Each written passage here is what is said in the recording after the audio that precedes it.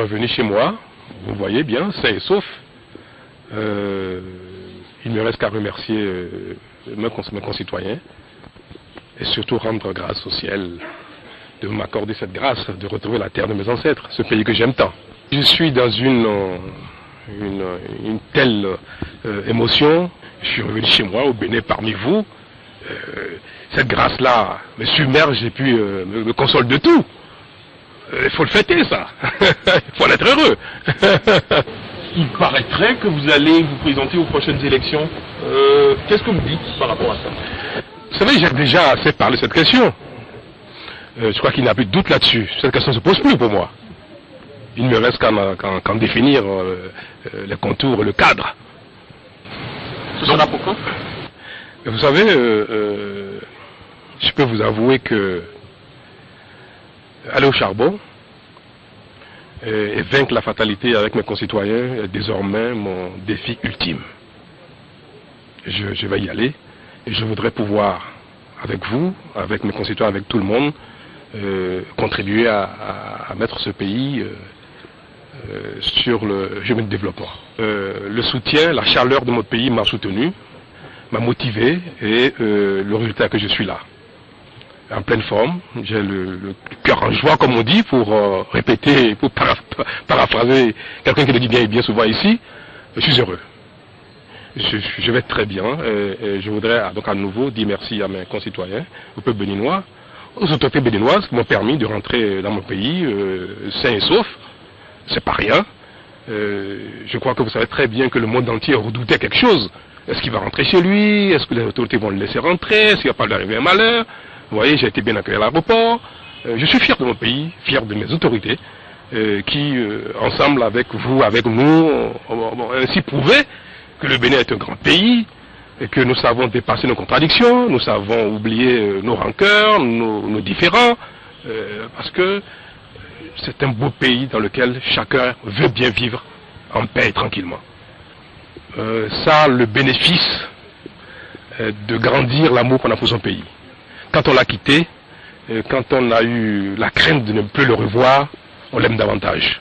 Et je vais vous dire, j'ai constaté à quel point mon pays m'importe. Je voudrais quand même tout de même, pour finir, dire merci à tous ceux qui ont voulu, qui ont souhaité venir à l'aéroport, me faire le plaisir de m'accueillir, et qui n'ont pu le faire, qui n'ont pas pu le faire parce que bon, la manière dont je suis rentré, son tambour comme vous voyez, j'ai pas eu l'opportunité, mais j'ai pas voulu informer tout le monde de mon arrivée, donc j'ai privé ceux-là qui voulaient bien venir me dire bonne arrivée à l'aéroport, de ce plaisir, de cet honneur qu'ils ont voulu me faire. Je leur dis merci, je leur exprime sincèrement toute ma gratitude, ma reconnaissance, et j'aurai l'occasion de voir chacun d'eux. Vous penserez que Patrice Talon reviendrait la nuit? Mais pourquoi? Pourquoi? Le jour est le meilleur compagnon de la transparence des hommes qui n'ont rien à se reprocher, qui ne craignent rien, qui ne perdent rien.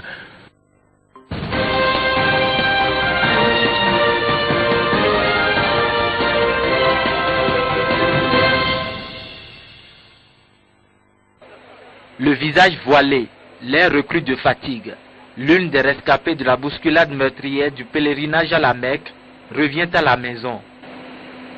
Envers et contre tout, d'aucuns ne cachent pas la joie de serrer à nouveau dans les bras leurs proches. À 1000 lieues de l'Arabie Saoudite, la scène du drame vécu n'a pas quitté pour autant les esprits. C'est Dieu, c'est pas nous. Vous n'étiez pas là au moins. On était là. Parce que nous tous, on était allés au jet de cailloux là. Donc nous étions au premier rang. Donc nous avons fini pour nous, à nos retours, l'événement s'est passé. C'est ceux qui s'en vont là, qui ont rencontré ceux qui sont revenus. C'est là où la chose s'est passée. Le premier contingent de fidèles musulmans pose pieds et bagages à Cotonou. La sérénité et le bonheur du rite est resté, malgré tout l'inconfort du retour attendu. D'un bout à l'autre, la chance aura été du côté du Hajj 2015. Dès Cotonou ici, nous avons déjà vu les signes. Étant donné que le vol saoudien qui devait transporter les gens, les pèlerins étaient à bord. quand le vol a eu une panne et tous les 300 passagers étaient encore redescendus, ils ont passé la nuit à l'aéroport ici. Et c'est un autre vol qui est venu les chercher. Imaginez si c'était ce vol-là qui était parti avec 300 passagers en l'air et quelque chose se passait. Donc vous voyez ce que nous comptons maintenant, on n'allait compter plus que ça. Donc nous remercions Dieu que ça s'est limité au nombre que nous voyons actuellement et nous demandons à Dieu vraiment de les pardonner et de les accepter dans son royaume, dans son paradis. De l'aller agiter incertaine au retour endeuillé, le pèlerinage de cette année est consigné dans les annales. La mémoire des victimes, elle, figurait aux alentours de l'aéroport à travers banderoles et affiches compatissantes.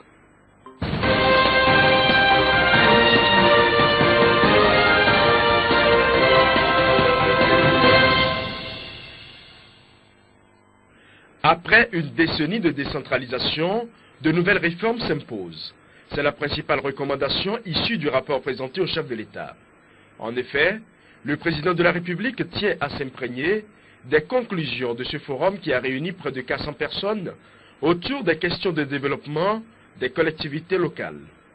Je pense notamment à la tenue de 3 élections communales et municipales, avec un déroulement qui s'améliore de mandature en mandature et qui renforce le chemin vers la démocratie locale. L'adoption de la politique nationale de décentralisation, la création du FADEC, qui a vu ses montants quintuplés de 2007 à 2008 envers les communes, et surtout le renforcement des capacités au niveau des communes. Le visage des communes a vraiment changé en 12 ans. Elle leur permet maintenant de remplir leurs compétences avec beaucoup de professionnalisme, et la création du CEFAL en 2011, l'adoption du statut de la fonction publique territoriale en 2015 sont des avancées qui vont permettre de consolider ces acquis. Si nous avions un élément à ressortir parmi ces nombreuses recommandations, il a été soulevé par M. Tometti, je pense que c'est vraiment le caractère transversal de la décentralisation et la nécessaire appropriation de tous les acteurs au niveau national, communal, mais aussi au niveau des populations. Et c'est vrai que la décentralisation, de par ce caractère transversal, nécessite le transfert de compétences humaines et financières de la part des ministères sectoriels. C'est pas toujours évident pour le ministère de la décentralisation de suivre et de voir comment ces réformes sont mises en œuvre. Cela nécessite vraiment un fort portage politique au niveau du ministère des Finances, au niveau du ministère du Développement. Et c'est une des recommandations principales qui est ressortie de ce forum. Le président de la République prend acte des recommandations et promet prendre ses responsabilités. Pour moi, la décentralisation est un instrument par excellence qui doit nous rassurer. C'est le chemin incontournable pour que nous puissions arriver à l'objectif final, c'est-à-dire la prospérité que nous appelons de tous nos voeux. Je crois que nos collectivités doivent créer les conditions pour donner une belle leçon à l'État central, ce qui naturellement leur garantit la question de leur autonomie. Et pour moi, au-delà de l'autonomie politique, il y a l'autonomie financière. Au cours de ce forum, des délégations venues du Sénégal et de la Côte d'Ivoire ont activement pris part aux travaux.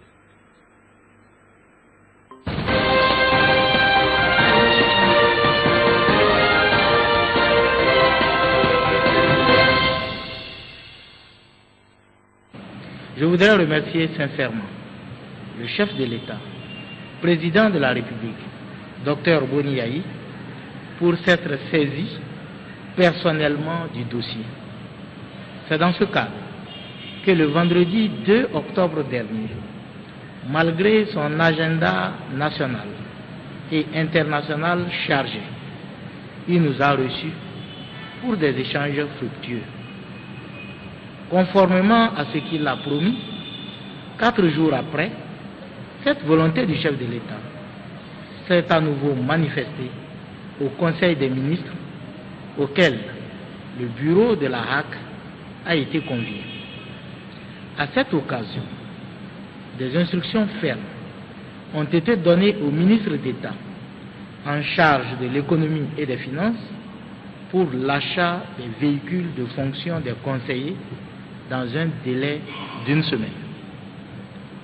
Grande a été notre surprise de constater ce matin, lendemain du Conseil des ministres, que le problème des véhicules de fonction des conseillers a été noyé dans les problèmes généraux de l'administration des autres institutions de la République.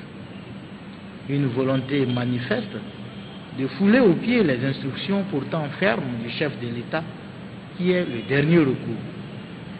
Face à ce brusque changement, les conseillers expriment leur indignation. Cependant, nous restons convaincus de ce que la volonté du chef de l'État sera respectée.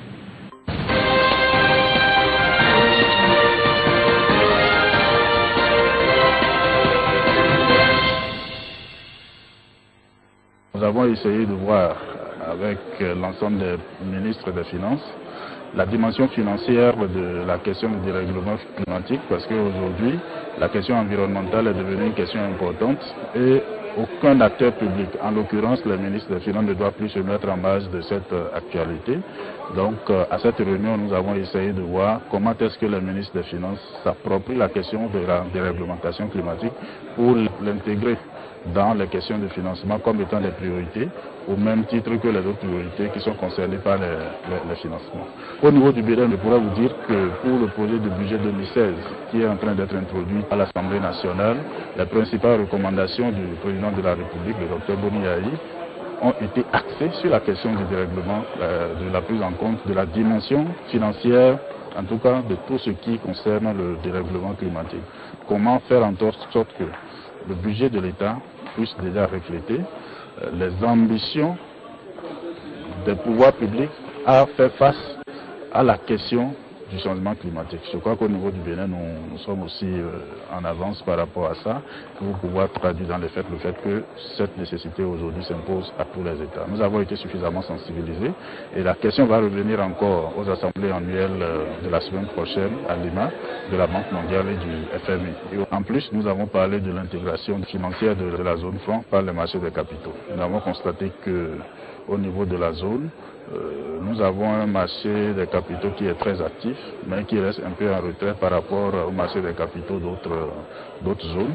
Donc il a été question que nous puissions faire en sorte que les différentes places boursières que nous avons puissent être redynamisées pour faire en sorte que nous puissions, à travers le marché des capitaux, non seulement assurer l'intégration financière, mais faire aussi en sorte que les moyens financiers dont nous avons besoin pour le financement de nos politiques publiques, nous puissions les avoir à travers cette redynamisation du marché financier.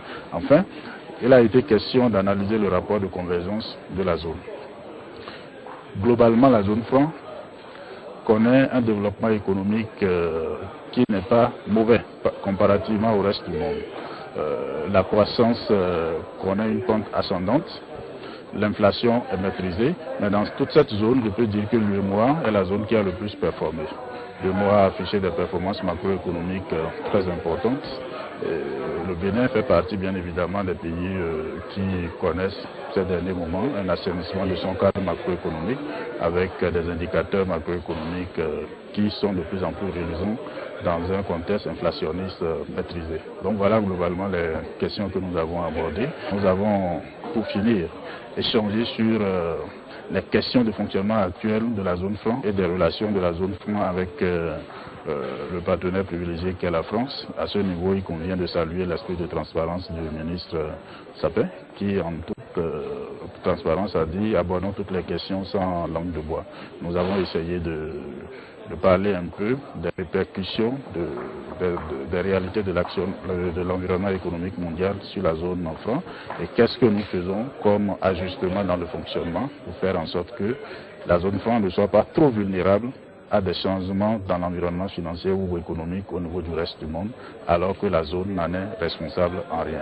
Je crois que c'est des questions intéressantes que nous avons abordées. Merci beaucoup.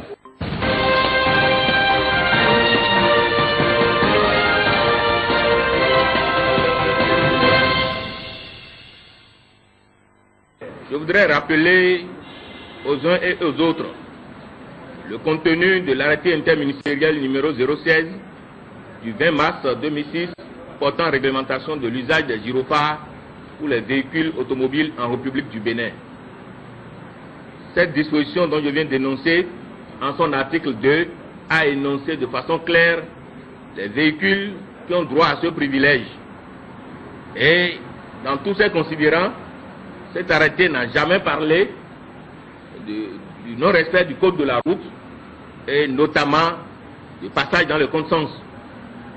Aujourd'hui, il est de notoriété publique de remarquer que certains véhicules sont dans l'illégalité totale puisque n'ayant pas droit à ces privilèges, se font attribuer des gyrophares et même la sirène, et certains ayant droit sont tout le temps dans le contresens, mettant en danger et en difficulté les usagers, notamment les deux roues et les piétons qui sont déjà vulnérables du fait des accidents.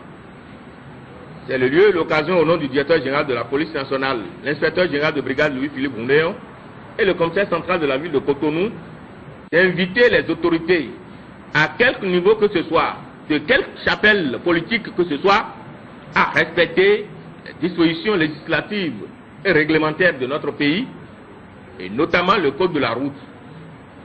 En tout état de cause, la police nationale et le commissariat central de la ville de Cotonou sont à pied d'œuvre pour faire des opérations déterminantes en vue de rappeler à ces autorités que l'arrêté doit être respecté.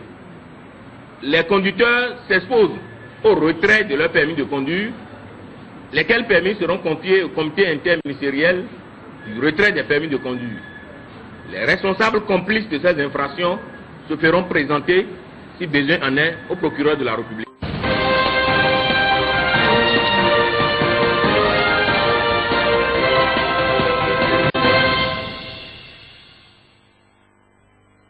Le moment est plus que favorable à la pègre pour perturber la quiétude des populations de la ville capitale et environ. Elle a d'ailleurs commencé avec la clé des morts. C'est suite aux informations incessantes parvenues au commissariat central de Porto-Novo et le souci des éléments de la police, sous le contrôle du commissaire central, de mettre en confiance les paisibles citoyens, que la traque est lancée. Déjà une dizaine de personnes, y compris des repris de justice, sont tombées dans les filets en moins d'une semaine. 4 parmi elles constituent un réseau de cambrioleurs et les 5 autres, la bande de braqueurs des motocyclistes. Le premier réseau, ils opèrent comment?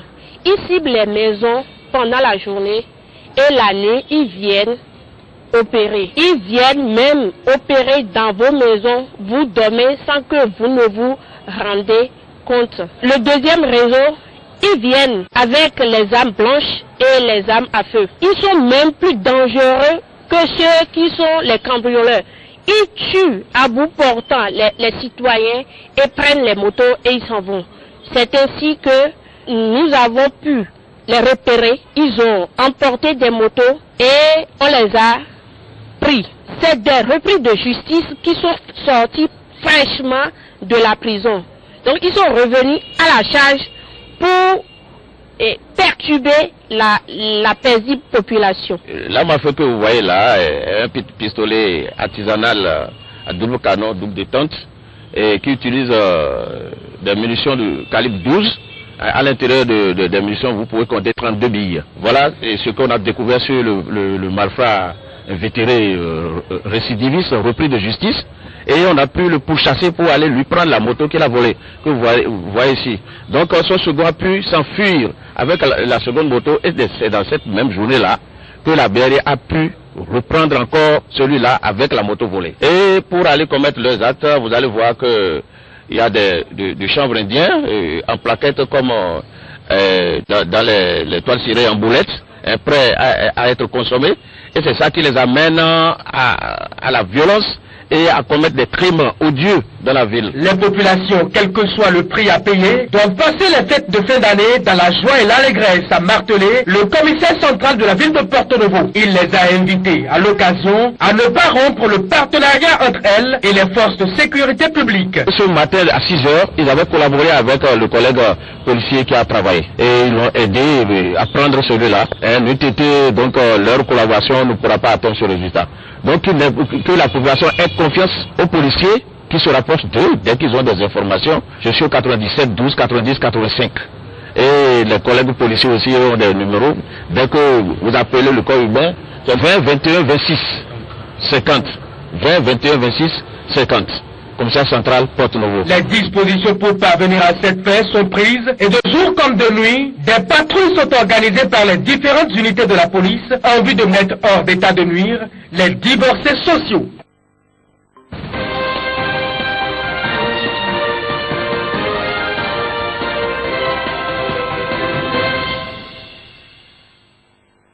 Faciliter la meilleure compréhension des actes qualifiés de violence basés sur le genre, c'est le bien fondé de cette session de formation initiée par le Programme des Nations Unies pour le développement à l'intention des organes de sécurité, des assistants sociaux et des responsables d'ONG du département de la Liborie. Il n'est plus un secret que les violences basées sur le genre constituent une réalité au Bénin et le taux des victimes en 2009 est estimé à 69% malgré les multiples efforts déployés sur le terrain. Face à cette statistique alarmante, il fallait prendre des dispositions. Déjà, la plateforme que nous avons installée permettra maintenant d'avoir un suivi plus pointu sur les cas de violence basés sur le genre. Puisque, comme je l'ai dit tantôt, nous offrons des statistiques en fonction des localités et des cas de VBG.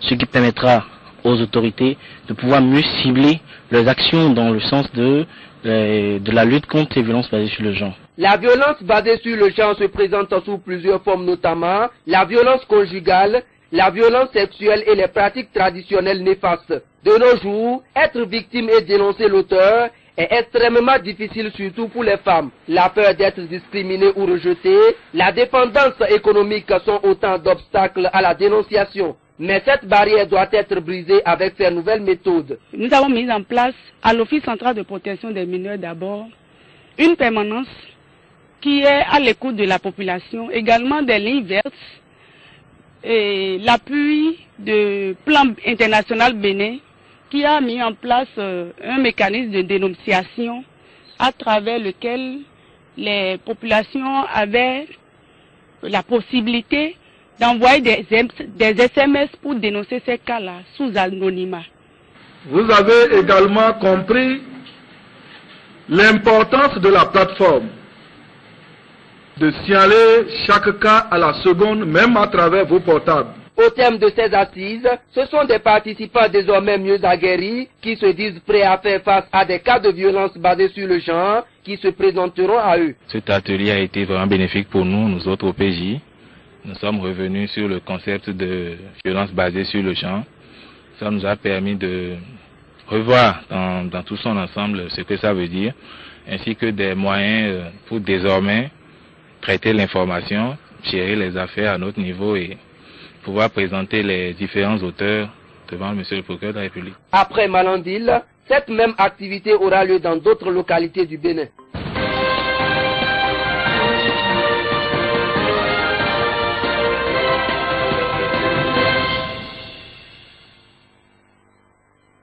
L'appareil judiciaire reprend sa forme après les quelques semaines de paralysie observées par les magistrats, déclenchées depuis le 6 septembre dernier par l'UNAMAB, l'Union nationale des magistrats du Bénin. Cette grève, qui a renforcé la cohésion au sein des hommes en toge noire, a par ailleurs pénalisé nombre de justiciables contraints de renoncer à beaucoup d'opportunités à saisir dans le temps. Ce matin, ce n'est pas la grande affluence au tribunal de première instance de Porto-Novo, mais on note une certaine satisfaction sur les visages. Ah, ça me fait plaisir. Parce que s'ils sont en grève, ça paralyse le pays. Maintenant, ils ont commencé, d'autres vont trouver leur dossier pour que les gens aillent travailler, pour trouver leur dossier. Donc le gouvernement n'a qu'à les écouter, non? Pour qu'ils entendent, pour que le travail marche. Pour moi, c'est un sentiment de joie. Du fait, la grève des magistrats n'était quand même pas quelque chose de bon pour le pays, puisque d'abord, ceux qui sont en instance de jugement ne pourront pas être jugés en temps réel. En dehors de cela également, nos frères qui souhaitent également mener des démarches pour les casiers judiciaires ainsi que les légalisations pour les concours sont bloqués par cet acte. Ça, c'est un sentiment de joie qui m'anime actuellement pour la reprise de cette activité. Bon, ce que moi je souhaite, c'est-à-dire qu'il n'y ait plus vraiment ces genres de mouvements avec les magistrats ainsi que le gouvernement. C'est tout ce que je demande pour le pays. À compter de ce jeudi, le contact entre justiciables et magistrats est renoué. Le parking et les bureaux autrefois déserts ont retrouvé l'ambiance et l'animation perdue pendant environ un mois. Il ne reste qu'aux populations à faire le déplacement des cours et tribunaux pour se rendre à l'évidence. C'est aujourd'hui que les magistrats viennent reprendre. Tous les justiciables ne sont pas encore au courant de la reprise.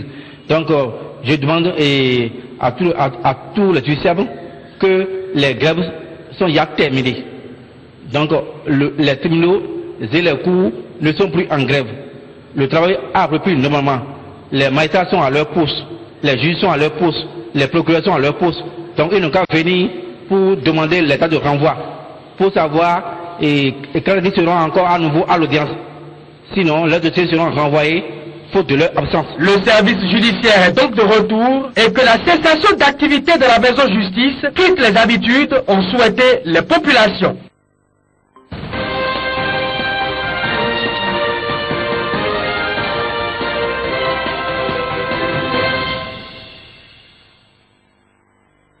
Un mois de paralysie et l'appareil judiciaire retrouve sa forme.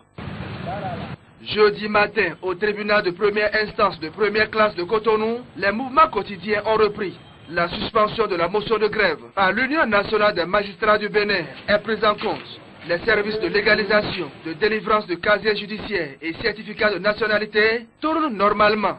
Bérangère Guédou, l'une des victimes de ce mouvement de grève, se réjouit de la reprise des activités. J'espère que c'est une bonne chose, parce qu'avant, ça empêchait quelque chose. Par exemple, moi, j'ai été audité, j'ai une mention assez bien. Maintenant, pour déployer le dossier, pour retirer le secours, j'ai pas pu parce qu'il y avait grève. Pour légaliser mon certificat de nationalité, c'était impossible. Donc, ça a eu beaucoup d'empêchements sur beaucoup de choses. Pour cette journée du jeudi, une seule audience est programmée. Elle vient d'ailleurs de prendre fin. Le greffier a pu enrôler tous les dossiers et l'audience a effectivement eu lieu. Alors demain, il y aura encore une audience. Là, c'est la première chambre des criers. Donc, actuellement, nous sommes dans une période de vacances judiciaires. Une ordonnance a été prise par le président portant calendrier des vacances, de telle manière que les audiences sont espacées. On a une audience par semaine, bien par mois. 4 semaines de fermeture des salles d'audience et autres services essentiels. Les conséquences de ce bras de fer entre le NAMAB et le gouvernement ont été préjudiciables aux justiciables et même à l'économie nationale. Vous vous rendez compte lorsque un prisonnier devait sortir et qu'on dit qu'il y a grève et qu'il reste encore pendant un mois, pendant 3 semaines en prison, ou est-ce que ça coûte pour vous mettez à la place de ce prisonnier? Mais je pense que ça a des conséquences incalculables. Et tout ça, lorsque le justiciable, c'est-à-dire le prisonnier, va faire valoir ses droits, il va attaquer, il va porter plainte contre l'État. Vous savez, c'est l'État qui sera responsable. Et lorsque des navires arrivent, qui accostent, et ils ont des contentieux commerciaux, et est-ce que dans un délai vous ne le faites pas, vous savez, il y a des pénalités, il y a des indemnités à payer.